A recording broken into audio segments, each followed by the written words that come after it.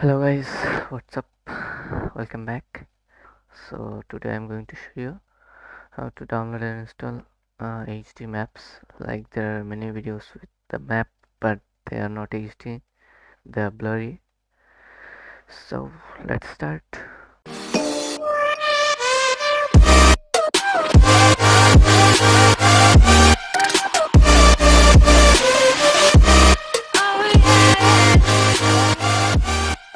So at first go to the link in the description and download direct download or Google Drive. I'm going with the Google Drive one.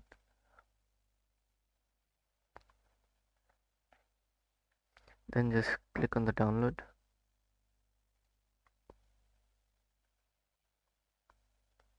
It will start downloading.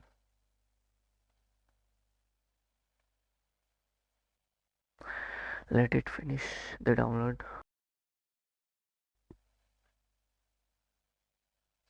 I don't know the size of it. It's like 12 MB. So then drag it to desktop, then extract the files.